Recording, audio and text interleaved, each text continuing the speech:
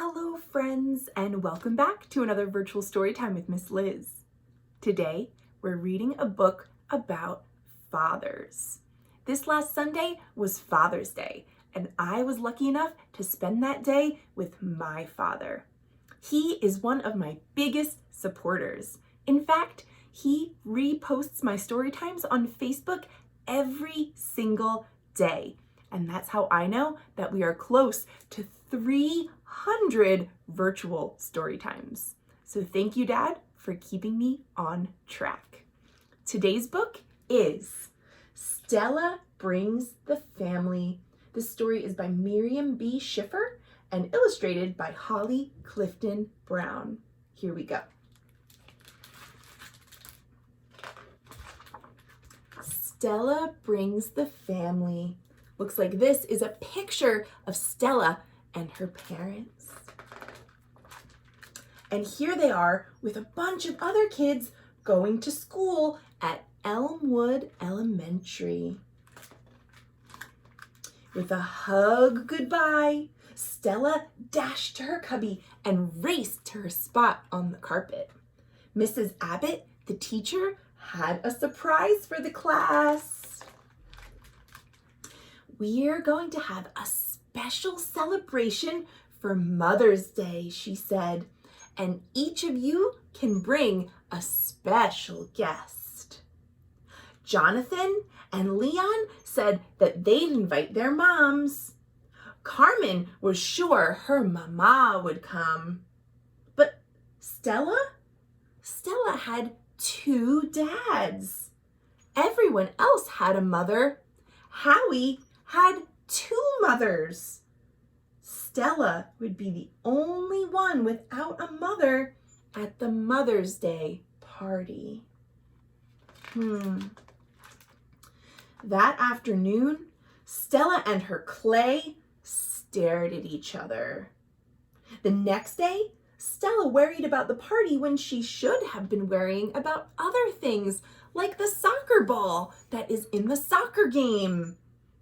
Stella was having trouble thinking about anything other than the Mother's Day party and how she felt about not having her own mother to bring along.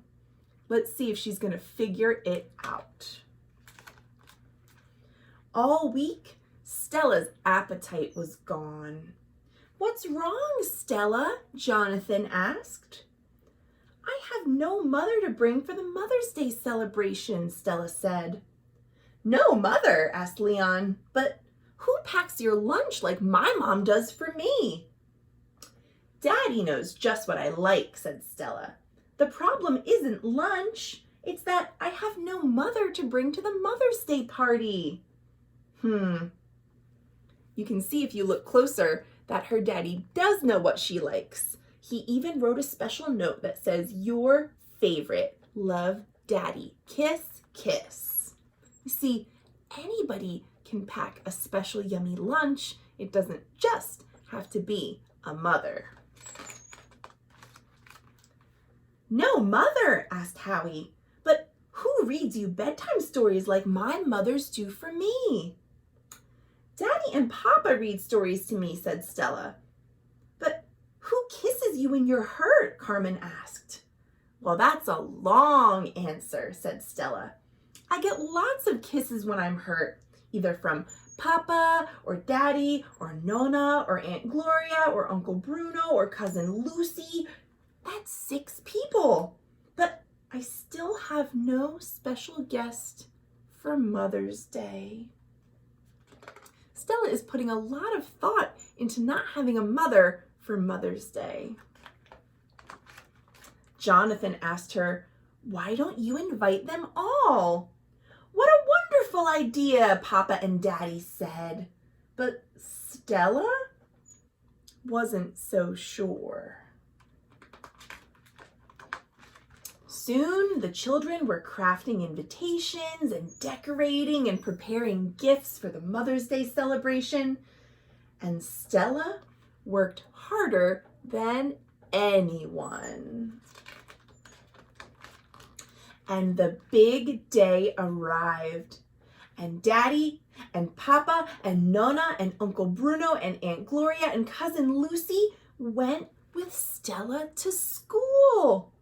She had so many guests. Stella hoped it would be okay. And the party was better than Stella imagined. Howie came with his two moms, and Jonathan brought his grandmother while his mother was away. And Stella had the biggest crowd of all. They squeezed into the story circle and made frames for their art. Here are pictures of everybody that was at the Mother's Day celebration, and Stella had a lot more people to draw. Stella thought the day was turning out fine. In fact, it was better than fine. Papa was a big hit. Look how much fun they're having. Later that day, Mrs. Abbott was worn out.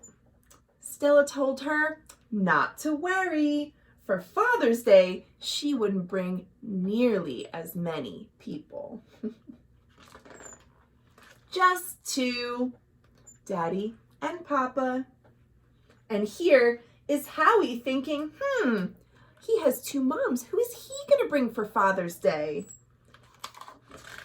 And that, my friends, is the end.